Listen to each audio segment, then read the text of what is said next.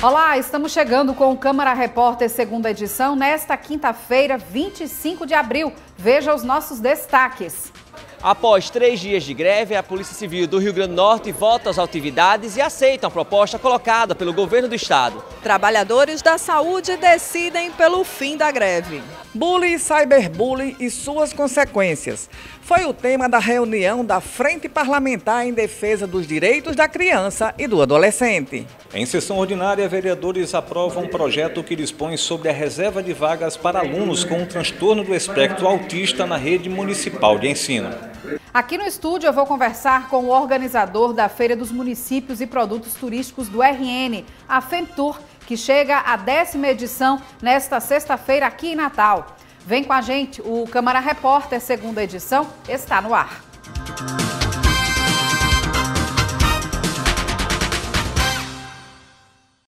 Finalmente chegou ao fim a greve dos policiais civis do Rio Grande do Norte. A decisão foi tomada em assembleia no fim desta tarde. A categoria chegou a um acordo com o governo do estado. Na tarde desta quinta-feira, o auditório da Delegacia Geral de Polícia Civil ficou lotada. Agentes, escrivãos e delegados discutiram a proposta colocada pelo governo do estado para o fim da paralisação da categoria, que desde a última terça-feira seguia sem nenhum acordo entre as partes. Em pauta, reajuste salarial e melhores condições de trabalho para os agentes de segurança pública. A assembleia realizada aqui na Delegacia Geral de Polícia Civil teve um desfecho. A categoria aprovou a proposta do governo do estado, sendo um reajuste de 6% para os agentes novatos e 9% para os veteranos. Mas essa medida só começa a valer a partir de 2025. No encontro, que durou mais de 2 horas, os policiais também solicitaram o acréscimo do Vale Alimentação, assim como já ocorre com os policiais militares e penais. Todas as categorias da segurança pública recebem auxílio alimentação, a única que não recebe é a Polícia Civil, e a gente vai querer o tratamento igual para poder aceitar essa tabela que nos foi colocada hoje. Na Assembleia, decidiram pelo retorno do funcionamento das delegacias de plantão, mas apenas com os agentes do quadro. As delegacias voltam, mas sem a realização de diária operacional. A gente ainda vai condicionar o fechamento das tratativas para a volta dos policiais voltarem a tirar diária operacional. Por enquanto, 0 diária. As plantões Zona Sul e Norte voltam. As regionais que têm plantão com policiais na diária operacional, elas vão ficar prejudicadas. Quem também encerrou a greve foram os servidores da saúde. O retorno ao trabalho já é nesta sexta-feira. Tarsila Costa tem as informações. Desde o último dia 3 de abril, os servidores da saúde estavam paralisados. Estamos aqui na sede do Sindi Saúde para falar com um dos coordenadores do movimento, Paulo Martins, para falar um pouquinho sobre o que foi decidido numa assembleia realizada hoje. Paulo, o que é que vocês decidiram durante essa assembleia, né? Vocês aceitaram a proposta do governo do estado? O que é que foi debatido hoje em relação ao fim ou à continuidade dessa paralisação? Realmente, depois de uma longa negociação, né, desde o dia 3 que nós iniciamos a greve do estado, até que enfim a gente entrou num consenso, entrou num acordo com o governo do estado. Não é o que a gente desejava, a verdade é essa, não é o que a gente precisa, a necessidade dos trabalhadores, mas é o que se conquistou até agora. Então fizemos um acordo com o governo, nós temos uma pauta que foi aprovada agora na Assembleia e o pessoal decidiu encerrar a greve nesse momento, né? E com a promessa de que o governo cumpra o que foi acordado dessa vez e próximo ano, se não for nada resolvido, se ele não cumprir com o que está dentro do acordo, aí sim nós faremos nova assembleia para poder fazer uma nova paralisação. Mas a princípio foi uma boa conquista, porque não é, como eu digo, o que nós precisávamos, não é o que a gente gostaria de ter no nosso contra-cheque, que a perca salarial é muito grande, né? Mas é o que se conquistou. Só quero fazer uma ressalva aqui também, porque do jeito que está o desabastecimento grande que existe nos serviços públicos, mas não é apenas por isso que a gente estava lutando. Estamos lutando pela essa outra pauta também, que a desvalorização dos trabalhadores estava muito grande, mas que a gente vai continuar na batalha, na luta, para que o governo continue abastecendo os hospitais, dando as condições de trabalho do pessoal, vai ter as negociações nas mesas SUS, então vamos continuando nossa batalha, né? Mas nesse momento, encerrar a greve. Paulo, em relação aos principais pontos dessa contraproposta do governo do estado, que vocês acabaram aceitando, mesmo não sendo realmente a meta da categoria, o que você poderia colocar como pontos principais do que foi conquistado? Certo. dos pontos principais é que o governo ele estava pregando que a inflação de 2023 só fosse colocada em 2025, tá certo? Em 2025, 4,62%, dividido em 2 vezes, 2025 e 2026. A gente puxou esse percentual, os 4,62%, para janeiro de 2025, de uma vez só. Em abril de 2026, a inflação de 2024 foi um bom avanço, tá certo? A questão das cargas horárias do pessoal, muita gente com 30 horas semanais trabalhadas, então há um impacto financeiro nessa história, aumentando para 40 horas. O pessoal vai ganhar 25% a mais do seu salário, né? Isso também temos a questão da gente que está com mais de 30 anos de serviços. A gente vai ter direito a colocar essas progressões dentro do plano de cargo, já que tinha ficado fora da outra vez. Certo? Então, tem diversos pontos que realmente foi bom, não resta dúvida. E a pauta completa está aqui, né? Que a gente pode até demonstrar à população, você vai estar com vocês, muitos pontos aqui, e que foi o que a gente conseguiu. Mas, graças a Deus, a gente avançou. Tem as progressões também aqui. A implantação do piso da radiologia, foi uma conquista muito importante, que é 2 salários mínimos para a radiologia. Esse pessoal estava recebendo abaixo dos 2 salários. Né? Isso vai ser implantado agora, novamente, recentemente. Uma alteração na lei exatamente para que as pessoas tenham direito ao plantão eventual no 13º. Quem não trabalhava no mês de dezembro, então não tinha direito. Agora vai a lei para lá, para que tenha direito o percentual do período trabalhado. Então são pontos que realmente avançou. Paulo, então com a decisão tomada hoje durante a Assembleia, né, com esses ganhos que, como você falou, não foram os ganhos que vocês queriam, mas que já atendem em parte o pleito da categoria, a categoria volta a trabalhar normalmente quando? A partir de amanhã a categoria está voltando ao trabalho normal, né? Foi encerrado hoje aqui, foi deliberado, mas é claro que nós vamos enviar o ofício para o governo, aceitando aqui a proposta, e a partir de amanhã volta ao normal todos os trabalhadores, e dizendo sempre que nós temos ainda umas pautas a discutir a partir do próximo ano. A luta é contínua, né? Mas é o que a gente conquistou agora. Espera Deus que o governo agora tenha uma sensibilidade maior de não deixar atrasar mais esses percentuais que a inflação vai corroindo nosso salário. Isso é um grande mal que existe, né? Você para no tempo, passa anos sem ter reposição, quando tem é o mínimo possível. Então não dá. Eu espero que o governo, a partir de agora, com essa nova programação que eles têm, que eles estão dizendo que vão enviar para a Assembleia Legislativa uma proposta de lei de reposição da inflacionária de todos os anos, até 2032, espero que realmente avance. Paulo, obrigado pelas informações. E é isso, os serviços de saúde voltam ao normal a partir de amanhã, com a categoria voltando ao trabalho. Agora a gente fala em saúde. Um exame já disponível em Natal pode ajudar no diagnóstico precoce da doença de Alzheimer. Nossa equipe conversou com uma psicogeriatra para saber quais são os primeiros sinais da doença e por que esse diagnóstico precoce é tão importante. De acordo com o Ministério da Saúde, no Brasil, o Alzheimer afeta 33% da população com mais de 85 anos. A estimativa é que 1,2 milhão de pessoas convivam atualmente com a doença no país. Apesar da perda de memória recente ser um dos principais sintomas dessa doença neurodegenerativa, a psiquiatra Euglena Lesse explica que existem outros sinais de alerta. Fora a memória, temos outras alterações cognitivas, como é o caso da atenção. Então, aquela pessoa que fica desatenta, distraída, não consegue concluir uma coisa que começou. Outra questão é a questão da funcionalidade. Por exemplo, as pessoas que não conseguem mais organizar a casa como antes, tá? Uma compra, uma lista de compras.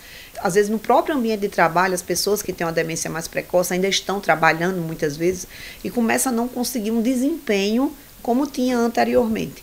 Existem as questões visoespaciais, que é se desorientar nos lugares, as pessoas vão para um canto e se perdem. Fora isso, existem as questões comportamentais, que é aí onde a gente realmente tem que ter um cuidado redobrado, não é? Porque muita gente pode começar o quadro com uma alteração de ansiedade muito importante, uma alteração de humor, né? Ficando mais depressiva, com manias ou com comportamentos estranhos, ou até mesmo mudar de personalidade.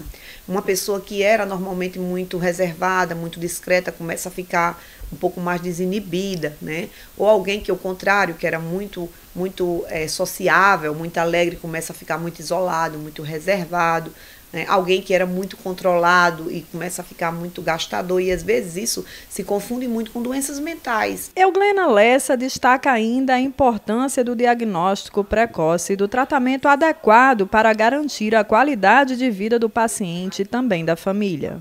E nas mulheres, principalmente, onde a gente tem uma incidência maior do que nos homens, né, em torno de 2 vezes mais do que nos homens, a gente se preocupa principalmente nessa fase do climatério, né, a fase perimenopausa, que é onde costuma se acentuar as queixas cognitivas, de memória e outras. E eu hoje recomendo que as pessoas que têm essas queixas, principalmente nessa faixa etária, que não tinham problemas quando eram mais jovens e que começam a ter nessa faixa etária, tanto de ansiedade como de humor, que sejam avaliadas, né, por um psiquiatra, um psicogeriatra. Uns exames de laboratório, como é o exame de sangue que tem sido feito atualmente para pesquisar os marcadores, né, biológicos da doença, né, que é a beta-amiloide, a proteína tal. Então a gente pesquisa isso no líquido ou no sangue do paciente, e isso é como se fosse uma assinatura da doença. Apesar da doença não ter 100% de um exame que seja 100% eficaz para com a acurácia de dizer assim, realmente a doença. Mas quando a gente junta essas pecinhas, que eu costumo dizer do quebra-cabeça, a gente consegue ter uma noção de mais de 95% de certeza do diagnóstico. Mesmo que a gente não pare a doença, mas a gente pode retardar muito a evolução dessa doença. E, por exemplo, podemos retardar de 8 até 20 anos para a fase avançada. Então, isso tem um impacto muito importante na qualidade de vida, não só do paciente, como dos seus familiares e cuidadores. Um novo teste para detectar de forma precoce o Alzheimer, já disponível em Natal, é feito de forma não invasiva, em amostra de sangue, sem a necessidade de nenhum preparo especial. Então, o Precivit AD2, ele é uma novidade para o diagnóstico do Alzheimer, e o diferencial que ele traz é permitir, numa coleta de sangue, a dosagem de proteínas que fazem parte da fisiopatologia do Alzheimer, proteína tal fosforilada e as proteínas beta-amiloide. O exame também é extremamente confiável, de modo que o estudo que validou o exame, ele mostra que a presença dessas proteínas na amostra de sangue, elas podem ser diretamente relacionadas com os exames beta-amiloide, que é tido como padrão ouro hoje em dia, mostrando que a presença dessas proteínas no sangue pode ser relacionada a um score de probabilidade daquele mesmo paciente, se submetido ao exame de imagem padrão ouro, ele também apresente as placas beta-amiloides no exame de imagem. Então, traz essa facilidade dentro do diagnóstico. O teste de alta confiabilidade pode ser feito por pessoas com mais de 55 anos, que apresentem sinais de perda cognitiva ou de demência leve. O diagnóstico do Alzheimer é um diagnóstico clínico. Então, esse exame ele contribui bastante para o fechamento do diagnóstico, mas existe um perfil específico de paciente que pode se submeter ao exame, né? Então, ele é indicado para pacientes acima de 55 anos que já estão num rastreio para doenças de Alzheimer ou outros tipos de doenças neurodegenerativas, tá certo? Então, o paciente já precisa estar apresentando alguns sintomas de declínio cognitivo, né? Então, o paciente ele já precisa estar com essa clínica muito bem rastreada pelo médico. Então, o médico vai saber se é o caso e o momento de indicar o exame para o paciente. A seguir, audiência pública aqui na Câmara debate o combate ao bullying e cyberbullying. E ainda os destaques da sessão ordinária nesta quinta-feira. Voltamos já. Diagnóstico precoce. Game over no câncer infanto-juvenil. A regra do jogo é saber identificar os alertas. Linfoma. Fique atento aos principais sinais e sintomas. Ínguas pelo corpo sem sinais de infecção. Suor noturno e perda de peso. Procure um médico. Casa Durval Paiva. Juntos pelo diagnóstico precoce para vencer.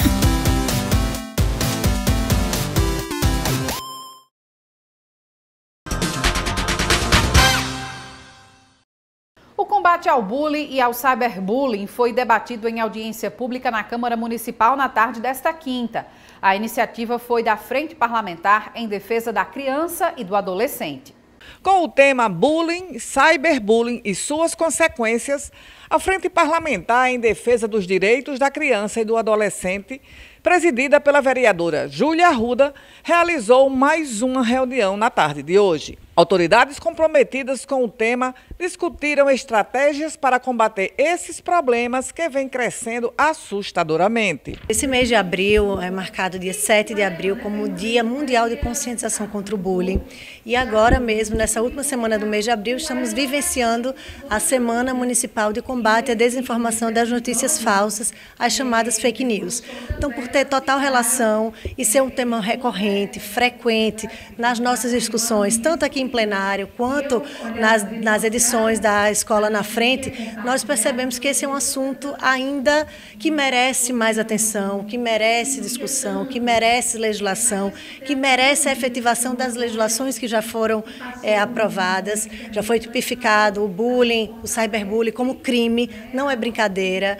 E como é que nós estamos aí, enquanto gestores, enquanto poder público, enquanto sociedade civil, estamos nos preparando para que essas próximas gerações e essa atual não cometa situações de situações de bullying. Existem diferentes tipos de bullying, incluindo o verbal, onde são ditas palavras ofensivas, o físico, que envolve agressões físicas diretas, o social, quando alguém é excluído ou isolado deliberadamente, e o mais usado atualmente, que é o cyberbullying. Uma psicóloga especialista em dependência tecnológica destacou a relação entre o bullying e o cyberbullying. Ela ressaltou a urgência de abordar os aspectos psicológicos e comportamentais envolvidos. Hoje a gente tem crianças e adolescentes que vivem, se relacionam, se comunicam, estudam, brincam, se agridem dentro do mundo virtual e, infelizmente, pais, mães, cuidadores, educadores, a gente não tem muitas vezes como acompanhar, não tem acompanhado, não tem cuidado com aquela ideia de que meu filho, por ele estar lá no quarto, quietinho, em silêncio, protegido dentro de casa, ele também está protegido e não está. Gente, é assustador o que a gente tem visto em termos de crimes virtuais e principalmente quando a gente pensa no cyberbullying, que é uma violência que ela tem um potencial de alcance que a gente não tem controle. Na hora que está na rede, ninguém mais tem controle disso. E a gente tem que lembrar que crianças e adolescentes são completamente vulneráveis, que qualquer tipo de agressão nesse sentido afeta diretamente a saúde física, a saúde mental e toda a vida deles, a ponto de muitas vezes chegar no ápice, que é a tentativa de tirar sua própria vida. Juridicamente, a prática do bullying é considerado crime passível de pena com reclusão, mas só pode ser aplicada a adultos, já que, de acordo com a lei, menores de idade não cometem crimes, e sim atos infracionais. Nesse caso, são aplicadas medidas socioeducativas em regime de internação. Os que me procuram são os pais, normalmente de quem sofre, né? Aquele que pratica, ele realmente não vem em busca do escritório, mas é normalmente para demanda judicial em razão da vítima do bullying ou do cyberbullying. Em 2015 foi instituída o conceito do bullying em si, mas o bullying não era crime. O crime passou a existir, o tipo penal, agora em janeiro de 2024. Ele passou a alteração do Código Penal com a inclusão da prática nesse tipo penal. Independente de ser ou não um tipo penal, ele era incluído antes como os crimes contra a honra, injúria, calúnia e difamação. Então, antes do bullying estar no Código Penal, ele era classificado entre esses três tipos penais. A lei ter criminalizado o bullying para a gente é importante como uma resposta do legislador, é uma resposta da sociedade à importância do tema. Você vê, há uma alteração numa legislação penal para incluir um tipo tão importante, então mostra que existe uma preocupação, existe um olhar sobre essa questão. Um momento especialmente comovente da reunião foi o testemunho de um pai que perdeu seu filho adolescente devido ao cyberbullying sofrido. Seu depoimento trouxe à tona a dimensão humana e trágica de situações como essa, reforçando a necessidade urgente de ações eficazes e práticas para prevenir e combater o bullying e o cyberbullying. Se meu filho tinha depressão, eu não sabia. Porque no sábado, dia 31 de julho, Nós estivemos juntos, eu, ele, meus outros filhos. Foi aniversário da minha filha menorzinha, a menorzinha, a caçula, né? E todos nós estávamos juntos, então não tinha, ele não dava indício nenhum de depressão. E volto a repetir, se ele tinha depressão, não era do nosso, nem do meu conhecimento, nem do conhecimento da mãe dele. Mas infelizmente ele fez uma brincadeira no TikTok e essa brincadeira se viralizou. E foi através dessa brincadeira que as pessoas, os haters, entraram na rede social dele e detonaram ele. Se nós, como pais, não procurarmos escutar os nossos filhos, procurar saber quais são os seus problemas, porque com certeza eles têm, porque nós, como jovens, nós tivemos também. Então a gente tem que tentar abrir um diálogo de pai para filho, mas deixando claro que não é só o pai, é um amigo, é uma pessoa que vai conseguir entender o problema que ele está passando. Eu acho que parte desse princípio aí. Claro que o cyberbullying existe, claro que pessoas más existem, claro que vão existir sempre pessoas vão sentir prazer apenas em praticar o ódio, praticar o mal. Mas a gente tem que fortalecer os nossos filhos, a gente tem que estar perto deles. A gente precisa não só falar, mas ouvir os nossos filhos. A vivência deles no mundo virtual, da mesma forma que a gente chega para o nosso filho e diz: filho, como foi a aula hoje? Você conversou com quem? Você brincou com quem? Você fez o quê? No mundo virtual tem que existir. Meu filho, você tem conversado com quem? Você tem pesquisado o quê? Qual tem sido o seu interesse? Se possível, ainda mais quanto menores as crianças, evitar dar o dispositivo eletrônico celular. Se é para assistir, se é para interagir, que seja num local que todo mundo passe, tenha acesso, uma televisão ou um computador na sala. Evitar os fones de ouvido, porque na hora que eles estão com os fones de ouvido a gente não tem como ouvir, né? E orientar, educar, tanto na perspectiva de que o meu filho, ele pode ser agressor, e orientar no sentido de que o que ele fala, o que ele coloca ali na rede social, na internet, aquilo ali, ele vai responder por aquilo. Eu, enquanto pai, enquanto responsável, vou responder também. Então, a internet não é terra de ninguém. Ele não pode falar o que ele pensa, xingar, agredir, de forma alguma, né? Orientar no que ele, sendo vítima, se alguém chega, fala, qualquer coisa que para ele seja agressão, qualquer coisa que ele se sinta violentado, que ele possa nos procurar. Eu digo muito para os pais assim, que os nossos filhos, eles têm que, na hora que eles passam por qualquer situação difícil, em vez de correr de nós, eles têm que correr para nós. Agora vamos aos destaques da sessão ordinária nesta quinta-feira. Os vereadores seguiram a apreciação da pauta de projetos estabelecidos na ordem do dia. Ao todo, 12 matérias foram votadas. Um dos projetos aprovados em segunda discussão na sessão ordinária institui a reserva de vagas nas escolas da Rede Pública Municipal de Educação Infantil para crianças e adolescentes com um transtorno do espectro autista. A matéria é do vereador Herbert Sena. Hoje a deficiência de vagas em nossa rede é muito grande para todas as crianças. E aí a gente solicitou, apresentou esse projeto de lei, depois desse debate todo, para garantir às crianças com espectro autista vagas, para garantir todo o tratamento psicopedagógico para essas crianças, porque a gente sabe que as mães e os pais sofrem na busca de um tratamento adequado para essas crianças. Não tem hoje terapias na nossa rede básica de saúde, e aí, com a educação, ele pode garantir, complementar esse tratamento e que as crianças possam amanhã ter esse avanço, para que as crianças possam ter tranquilidade e conviver com mais harmonia dentro de casa, junto com a educação, junto com a saúde e junto com o laço familiar. Também em segunda discussão foi aprovado o projeto que dispõe sobre a obrigatoriedade de disponibilização de assentos em locais determinados aos estudantes com transtorno de déficit de atenção e hiperatividade.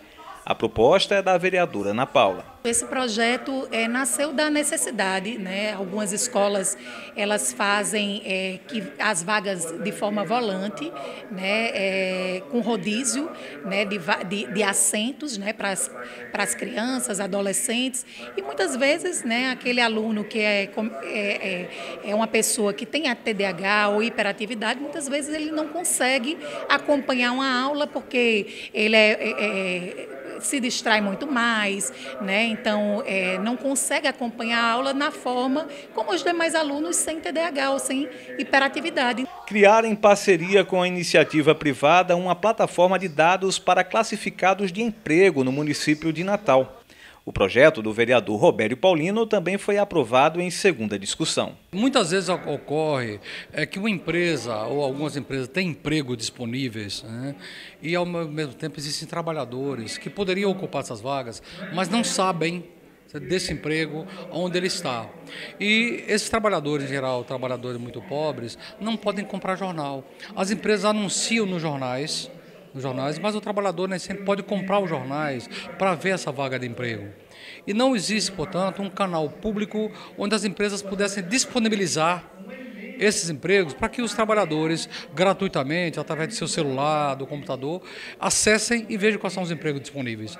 Então, esse projeto pode ter uma importância social imensa, que é facilitar a vida de milhares de trabalhadores e não tem dinheiro de passagem para sair correndo atrás de busca de emprego, né? Sair, digamos, andando, empresa por empresa procurando.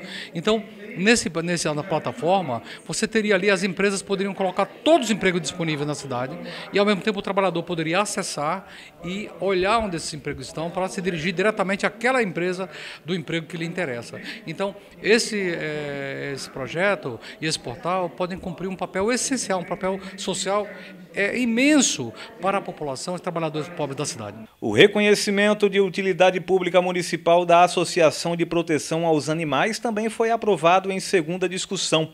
O projeto é do vereador Robson Carvalho. Momento de agradecer aos demais colegas vereadores e vereadoras pela aprovação unânime desse projeto, a utilidade pública, o reconhecimento público da Associação de Proteção dos Animais, que a partir de agora vai poder, com esse reconhecimento, receber recursos públicos municipais.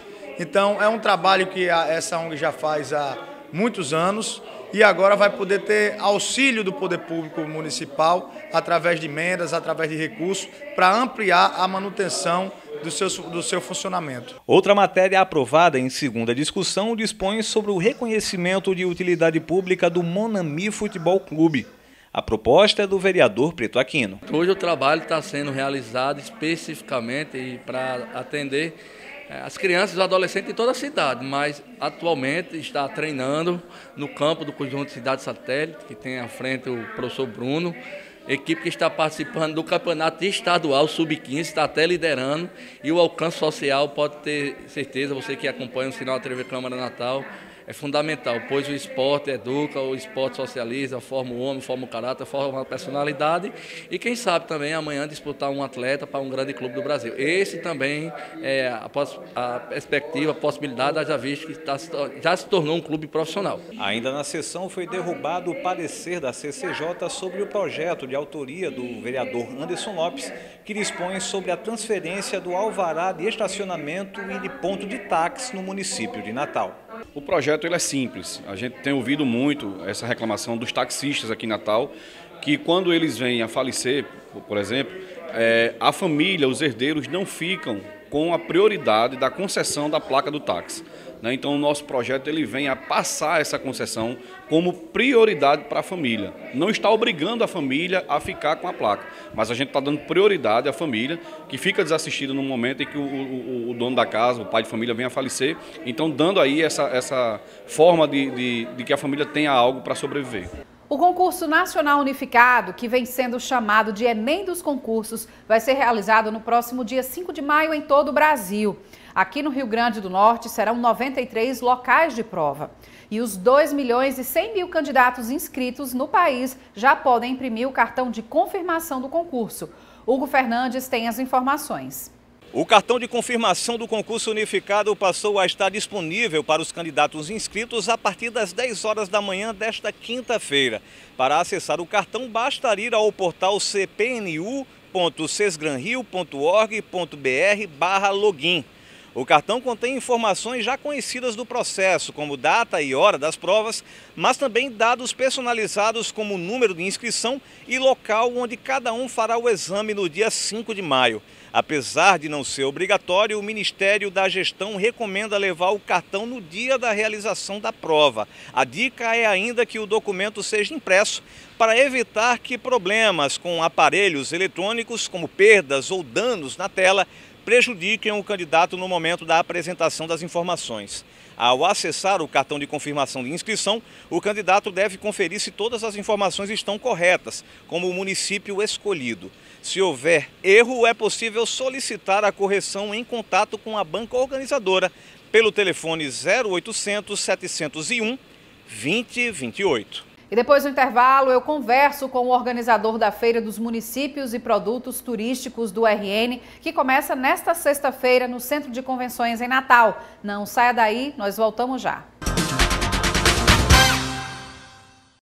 Diagnóstico precoce. Game over no câncer infanto-juvenil. A regra do jogo é saber identificar os alertas.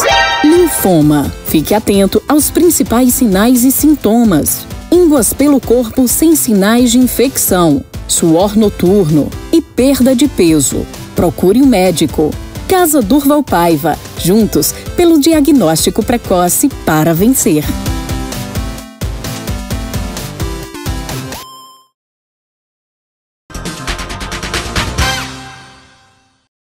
Estamos de volta com o Câmara Repórter para falar aqui sobre a edição especial comemorativa de 10 anos da Feira dos Municípios e Produtos Turísticos aqui do Rio Grande do Norte, recebendo o organizador Antônio Roberto. Seja muito bem-vindo aqui conosco para falar dessa programação. Obrigado, Larissa, pelo espaço. O nosso evento, antes de mais nada, é um resgate de tradições, resgate da cultura do Rio Grande do Norte. Ele une não só o turismo através de viagens e passeios, como a cultura, com apresentações culturais, a gastronomia, com iguarias regionais. É um grande mix de atrações do Rio Grande do Norte que faz com que o norte rio-grandense, inclusive, ele possa elevar a autoestima nesse resgate de elementos que fazem com que a tradição do Rio Grande do Norte seja evidenciada. E, enfim, isso também faz com explorar o turismo também cada vez mais para o interior do estado, né? Porque as pessoas conhecendo as potencialidades de cada município favorece, né, uma atividade turística potencial, né, específico de cada um. Sem dúvida. Não só visitar, como os municípios eles estão integrados assim na cadeia produtiva do turismo. Às vezes não tem hotel, na maioria, né? Não tem hotel, não tem um restaurante ainda que justifica, mas ele tem um artesanato, ele tem um queijo, ele tem uma carne, ele tem um doce diferenciado. Então eles estão dentro dessa cadeia produtiva. O turismo gera recursos para os moradores, para a população, através de riquezas que eles tenham. E tem muitos que já estão se inserindo, alguns permitem um bate-volta. As pessoas gostam muito de rapel, turismo às vezes de aventura, né? Turismo de aventura com um grau de dificuldade assim menor, que os daqui não são muito altos, o Pico do Cabugi aqui, que requer um esforço maior, mas tem muitos municípios, principalmente ali perto mesmo do Pico do Cabugi, como Fernando Pedrosa, como Angicos, que tem assim, caminhos que as pessoas gostam muito de fazer. Então, por ser relativamente próximo de Natal, esses municípios sempre têm o que apresentar além das tradições. E serão quantos municípios participantes dessa edição da feira? São 42 municípios. Muito bom mesmo. 42. Importante aqui, uma forma de colocar assim para que mais municípios também participem, né? Quanto mais bota na vitrine é melhor. Exato. Fora a iniciativa privada, sim, que vai representando, quer dizer, hotéis, pousadas, restaurantes. Né? Tem restaurante de Nísia Floresta, que fica em Camurupim, na Lagoa de Arituba, que vai participar como empresa privada. Tem hotel e portal de mergulho lá de Maracajaú, que vai participar como empresa privada. Entendeu? Municípios mesmo são 42, mas se você for somar, nós temos 88 estandes, que aí outros estandes oferecem outro tipo de atividade. Às vezes, por exemplo, tem locais que tem cavalgadas aqui para você passar o fim de semana, num local bem tranquilo, quem gosta de cavalo. Quer dizer, o turismo vai se segmentando, né? Aí, de repente, tem locais de festa, que tem muita festa no fim de semana e que eles exploram esse viés. Aí, quer dizer, o Rio Grande do Norte tem de tudo um pouco e na feira você, com certeza, vai conseguir achar algum do seu gosto. Com certeza. E começa nessa sexta-feira, não é isso, Antônio? Sexta-feira, das 14 às 22, sexta e sábado, das 14 às 22, gratuito, mediante um rápido credenciamento, que pode ser feito via Simpla, né? E pode ser feito na hora lá, porque a gente precisa do CPF de todo mundo e tal. Sim. Não são perguntas assim para depois esse mailing ser aproveitado, não. É só para a gente saber quem está ali. A gente espera, nos 2 dias, 12 mil pessoas. Isso. E eu acredito que a gente vai conseguir esse número, porque no ano passado, nos 2 dias, foram 9.500. Quer dizer, se você colocar uma projeção de 20% a mais, que é mais ou menos o que a feira cresceu, aí eu acho que vai dar para bater o número. Isso. E são, como eu falei no início, são 10 anos fazendo essa feira.